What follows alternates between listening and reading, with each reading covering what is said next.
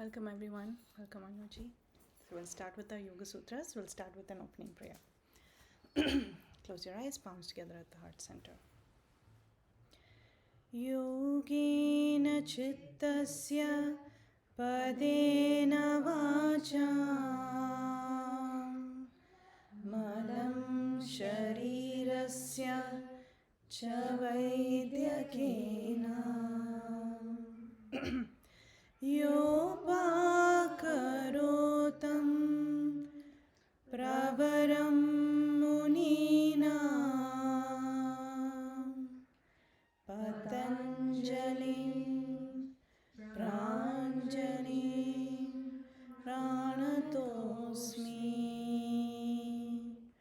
ॐ शान्ति शान्ति शान्तिः.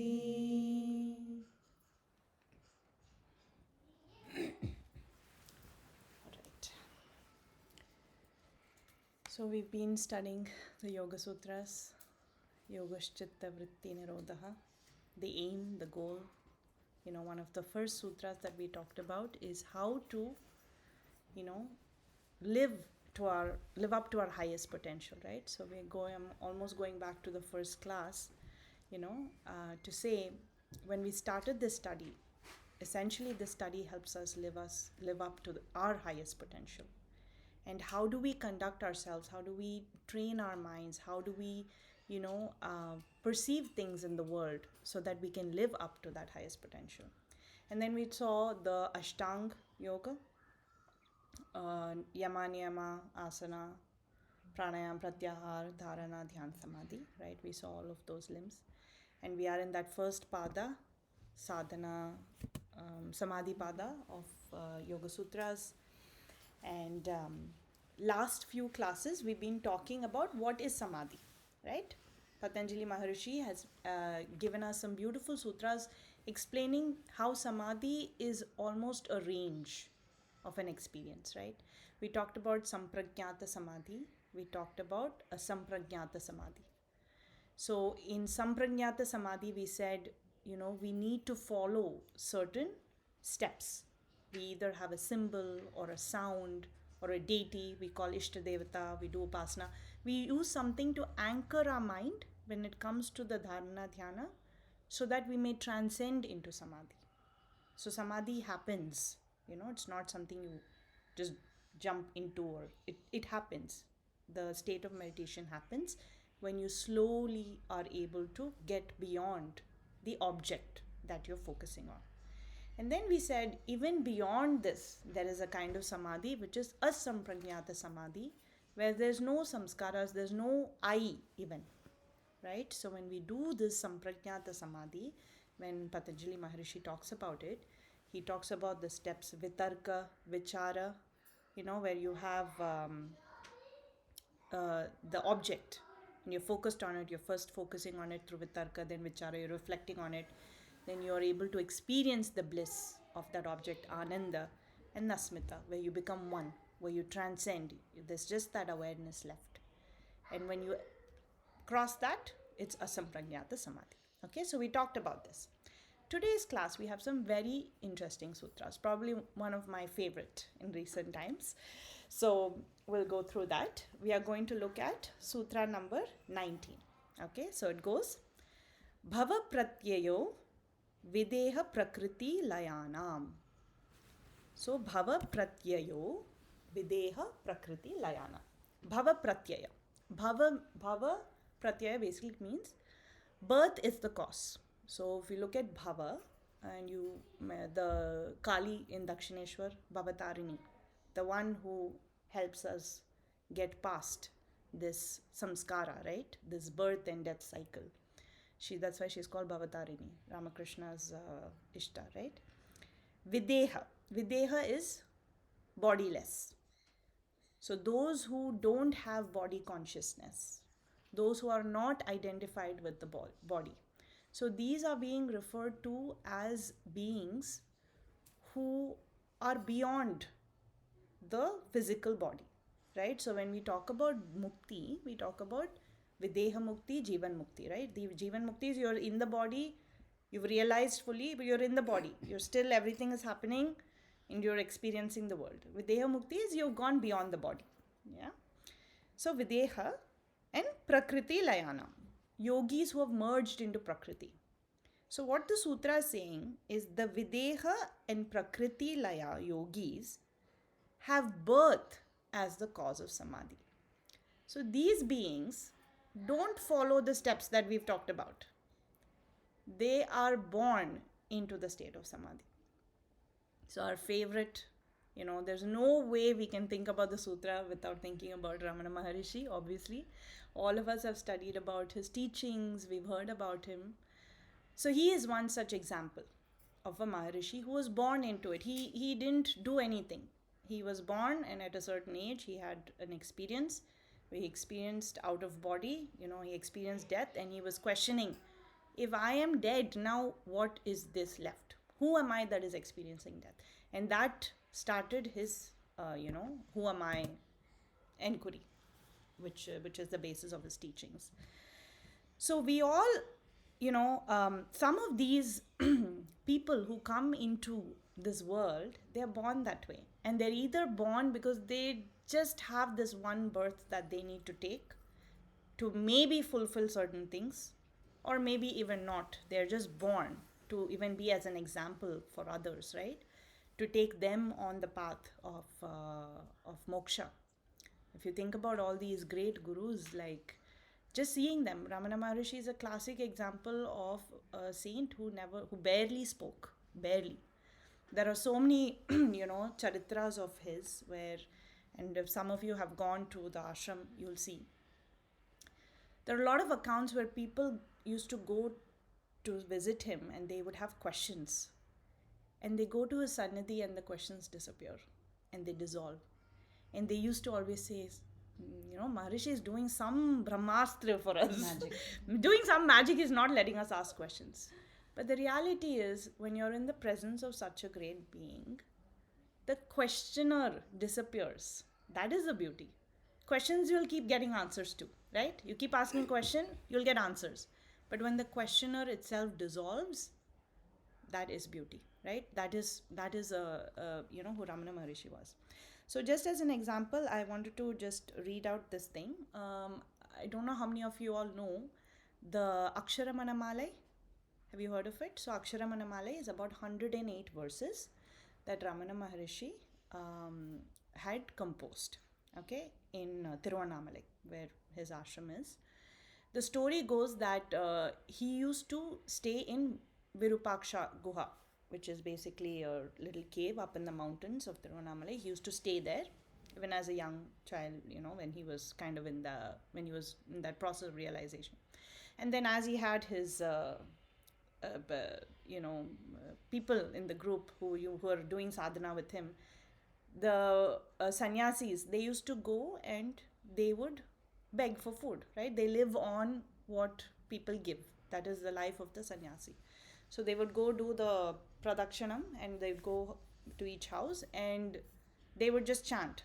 So if you all have in your lives experienced sannyasis come home, when they're going by, they Shambho, Shambho, Shambho, they say something, right? So they used to have a chant and they used to blow the conch, this group of men. So some people used to come out, feed them. They'll get food for that day. Then there was this group of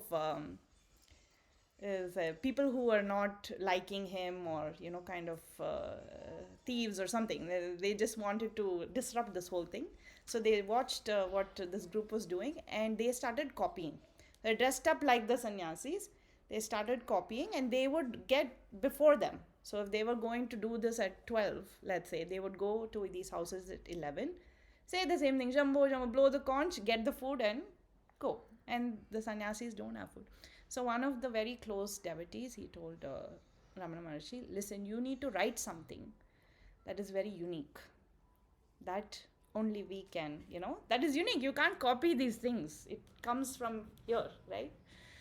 So I think it took a few days, and when he was doing one of those rounds, it just, it came out and he wrote these Aksharamanamala. It's basically his song to Arunachala, Shiva, talking to him, telling him, what he's experiencing, right?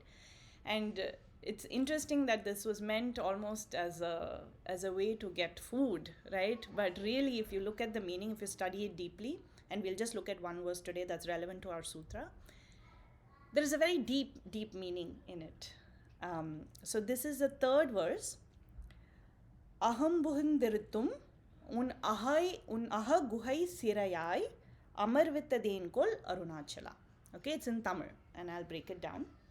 Aham buhindirtun. Okay, aham buhindir. Aham means home. Buhindir, to enter my home. Un aha guhai sirayai, in your guha, heart, cave of the heart, you've made me a prisoner. So you came into my house and you took me and you made me a prisoner in your heart. Okay? Amar Vittadenkol. You've made me sit there.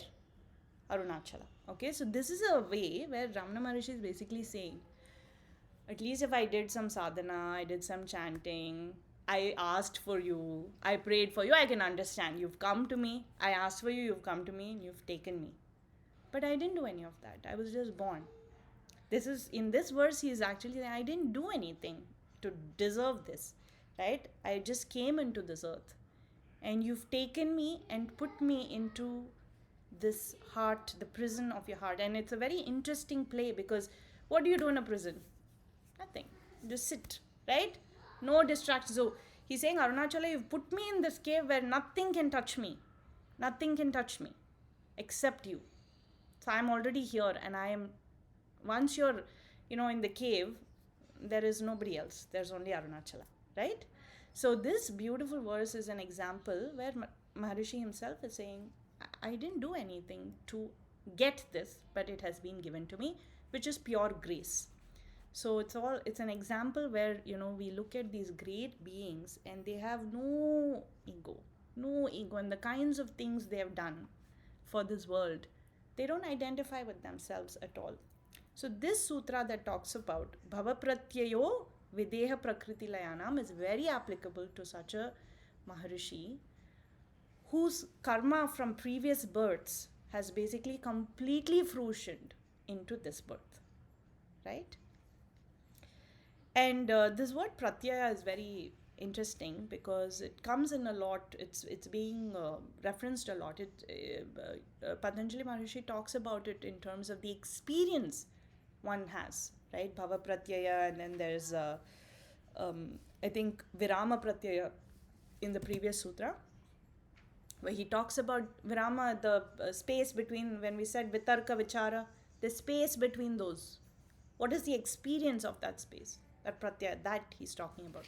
So this is also in the Yoga Sutras a very important word, something for us to, keep kind of reflecting on as we sit in stillness and when we sit to meditate, focusing on what is that, experience.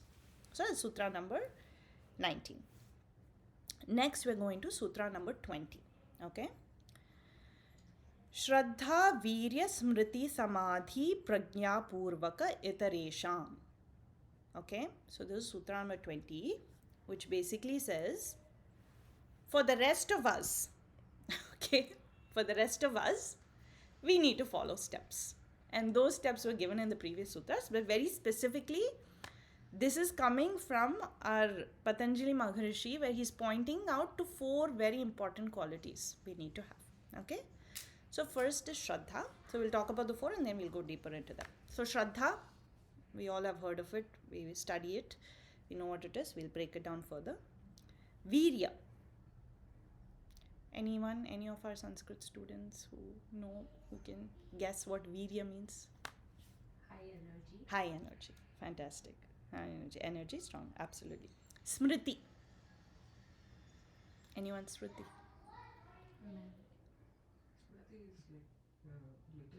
Yeah, like memory. Exactly. Shruti, Smriti, Purananam, Alayam, Karunalayam. We know about Adi Shankaracharya's thing, right? And Samadhi Prajna.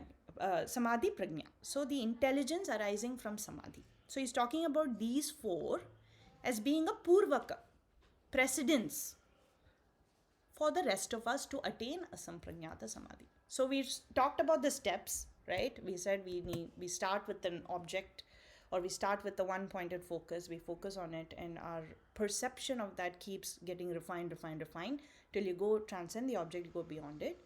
In that process, there are some qualities we absolutely need to have to experience this beautiful thing called samadhi, this oneness. The first one he talks about is Shraddha. Shraddha loosely translates to faith, right? Loosely. But the beauty of the word in our, Sanatan Dharma is basically faith in what? Faith in Shastra Vakyam, Guru Vakyam, and yourself, self Ishta, in God, you know. These are the cornerstones of Shraddha. And the beauty of Shraddha, I read something about Swami Shivananda, Divine Life Society, where he says, Shraddha is belief in the truth of revealed religion, which is based on true experience. That is what differentiates Shraddha from blind faith. It's based on the truth, and it's based on the experience of that truth. Our Shastras are built based on true experiences. So when you have faith in it, you're already looking at a path in front of you and you're saying, I cannot go wrong if I follow this path. I have faith. Because my gurus have treaded this path. They've shown me what it is. I've read in hundreds of books what the experience is. I have not experienced it yet, but I know this is the truth. I have full faith this is true. This is my path. I've decided. There is no doubting it. That is the level of Shraddha. It's based on true experience, right? Second is Virya, which is basically that energy, that strong, the volition from inside, the physical and mental energy, right? So in the context of Samadhi, this is actually a bit of courage to overcome all the million obstacles that are in our way, right? No matter what we chant, we always make sure we do the Om Shanti Shanti Shanti, because you never know when what gets interrupted, right? So we want to make sure everything that is within us, around us, supports our study, supports our sadhana, and we don't take that for granted. And no matter what the obstacles, we are able to overcome, no matter what. So that virya you need to have. So once the path is clear, you have virya. Then smriti, which is basically studying the Shastras. Reminding yourself of what is our scriptural knowledge teaching us, what are our Shastras teaching us. And also in this case, reminding yourself of that one pointed symbol, right? Like if it's an Ishta or an Om symbol or a sound, whatever that is, keeping that constantly in awareness. And Samadhi Samprajna. There is no point to anything if we don't have the discernment and intelligence to understand what we are experiencing. That is the most important thing. I read somewhere Ramdas had said that we live in a world where even if an avatar comes and stands in front of us, we may not know. We won't know because we're so jaded, blinded, distracted. Our minds are not, if we're not doing sadhana, in a capacity to even identify what an avatar is today, right?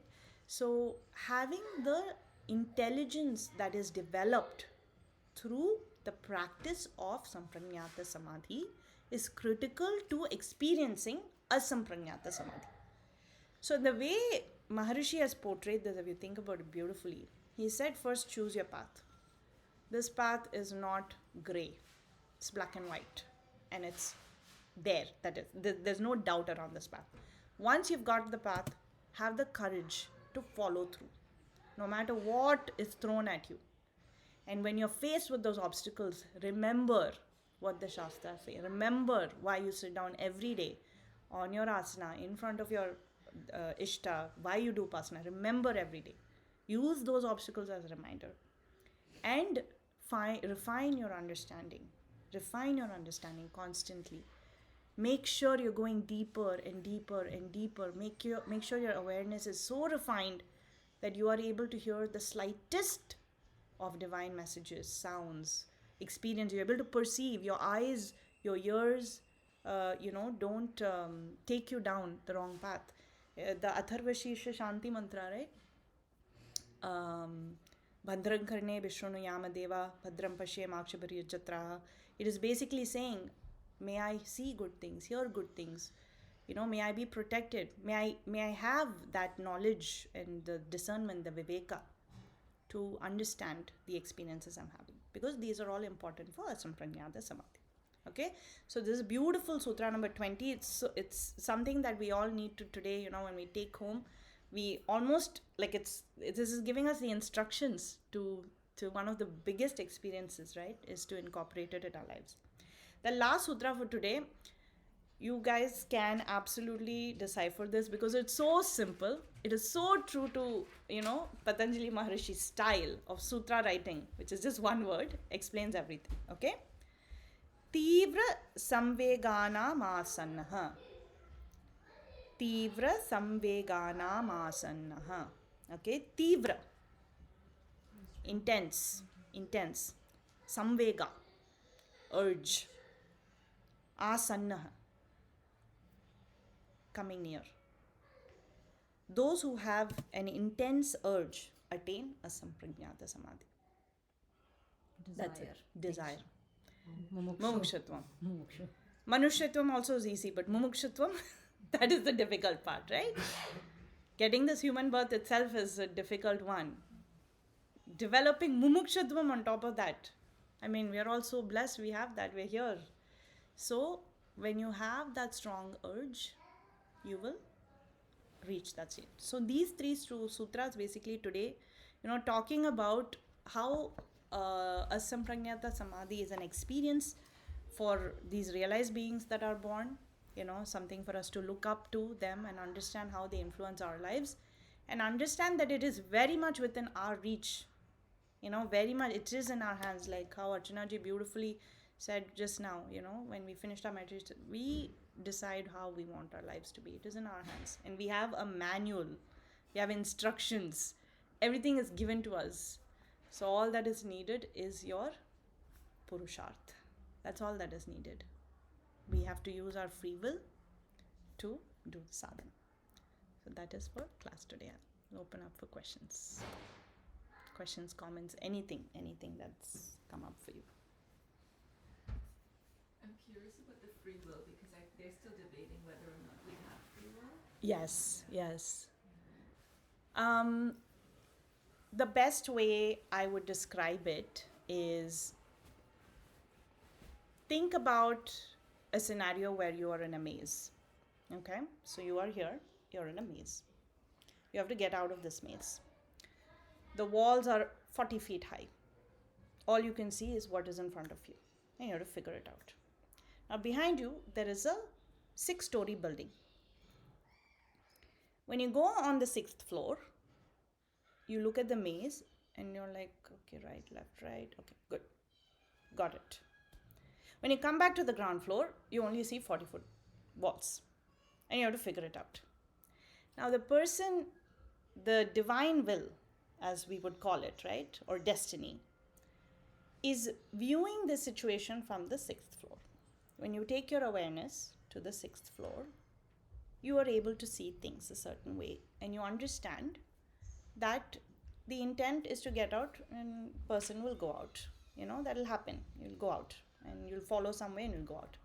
But the free will is on the ground floor.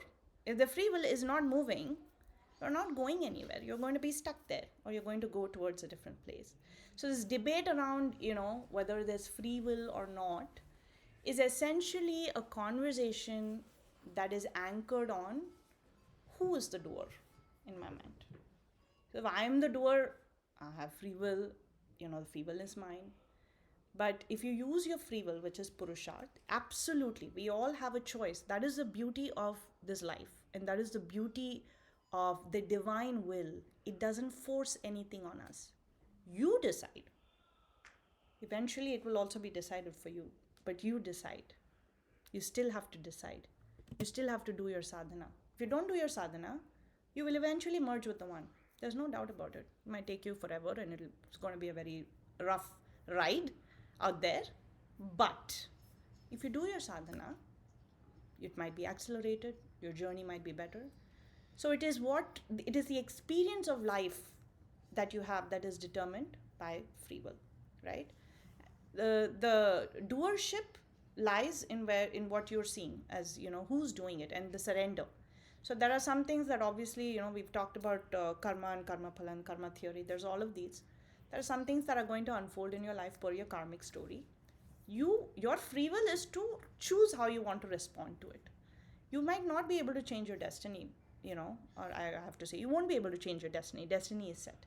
How you get there is very important. It's very important, because we all have been, we all have suffered, and I don't think that is something we all want. Yeah, we all, dukkha nivritti, right? We talked about the aim of life, is to get out of that.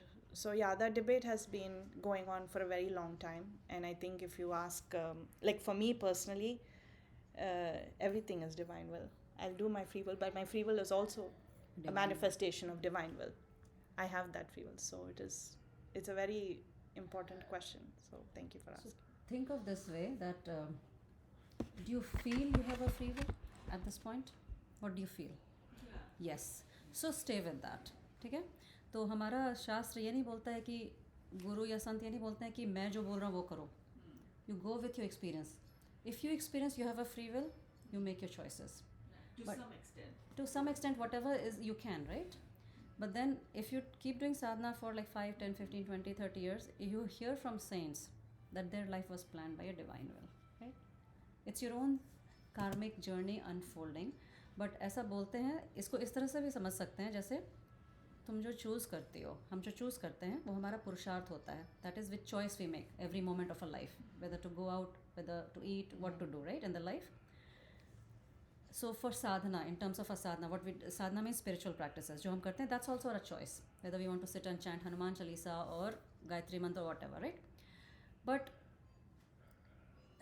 एक particular time पे वो साधक को, when you progress in your journey, एक feeling आता है कि ये तो सब भगवान की कृपा थी, जो मैंने choose किया, वो आता है धीरे धीरे. But at this point, everybody feels we have a free will in the present moment, right? So go with that feeling. That's all it is. Then you don't have any debate there. उसमें वो भगवद गीता का वो श्लोक आता है ना, कर्मण्यवाधिकारस्ते मां फलेषु कदाचनम. उसमें क्या है, मुझे सिर्फ कर्म करने का अधिकार है. I am only entitled to what role I can do. The फल और द इफेक्ट और the is a divine intervention. Leave it to that and accept as a prasad बुद्धि. जो भी आ रहा है, I'll accept it, but I will not stop working. What I feel right, I always have to take the right choice. That's why Bhagwan said, Arjun, utho aur yudh karo na. You don't have to run, because that's the right choice to do at this moment. If Arjun had used his free will to run away from the war, तो वो भगवद गीता होती नहीं ना. But that divine intervened at that point because he was ready for that intervention, right? So ऐसा सोच सकते हैं कि every moment it's a free will, but in higher sadhana you realize that was also guided somehow. I don't know how it happened. Yeah. है ना? So the Mokshadham was, the name itself was created after I went to Ramana ashram, actually, first time. I meditated in the cave Ramana Maharshi meditated.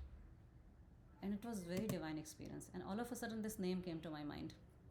I don't know till this date how it happened. जैसे mushroom sprout होता है ना? Almost it came to me like that. Now I feel it was all destined, my going there, this name coming up. And as soon as the name came, I blocked the website, I paid for it right away. I don't know how it happened. It happened very suddenly. So कई बार decisions we brood over certain things, right? And वो time लगता है coffee brew होने जैसा. But sometimes it just जो होना होता है right away हो जाता है. उसमें sometimes you feel like I don't know how I did it. So it's a combination, but whatever is in your experience, go with that. Make right choices every moment. That's what all Shastras tell us. Make right choices every moment. Take the path of least harm. Follow-up questions for anybody? I'll also, I think you mentioned something very important, Archana ji, which is also like, when you progress through your sadhana, that change in the surrender that happens, right? It's very beautiful. Because till then you keep thinking, oh, me, I did it. And then you're like, okay, I did it, but there was something else guiding me. And through every decision when you before you do something, if you're like, okay, It's not me, it's you. Ramakrishna used to always say the story about him, Ramakrishna Paramahams. They used to call it his Mahavakya. Naham naham tvam tvam. Naham naham. He used to repeat this. Naham naham tvam tvam. Naham naham tvam tvam. Not me, you Divine Mother. And he used to never teach it to anybody. He used to just say it out loud in the temple. Chinmayi, you are the one. You are everything. You are. So kids, when they used to walk around, or people used to walk around, they used to listen to him. They used to listen and learn from him that way. He never told anybody, you should, do this, do that. Right? He demonstrate. So these kind of purushas, they demonstrate through their lives. And this perception that everything is, at the end, like I said, my experience is everything is divine will, but I will still do my purusharth, is something that is a very beautiful feeling. And quite honestly, it's very light. It feels light.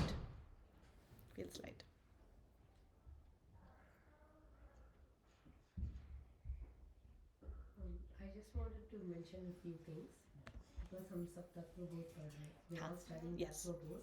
So the first thing is we say the prayer Sahana Bhavatu, and then it comes Viryam, right? Like the word.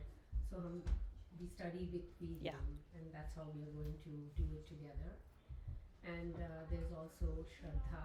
It says Guru Vedanta Vakyadashu Vishwasa Shraddha. So all of this is coming together as you're talking about this. And another thing you talked about Manushyattvam.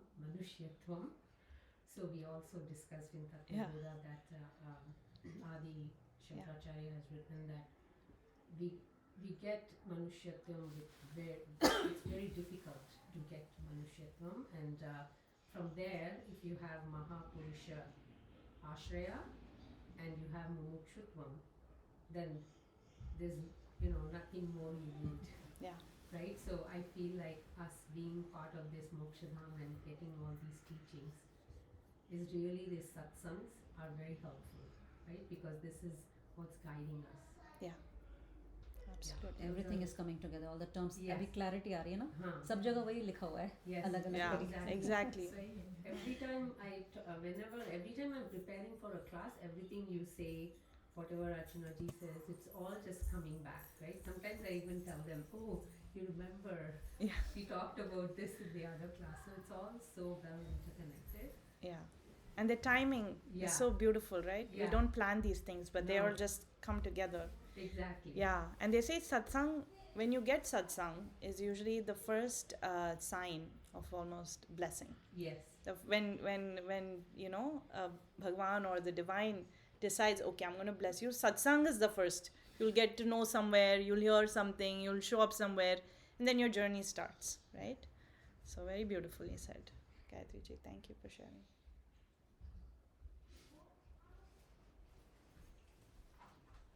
More questions? नहीं तो we will progress to the second section, है ना? Let's stop this. Yeah, I'll just save this video first. You can drink some water, spread your legs. I'll take 2 minutes here.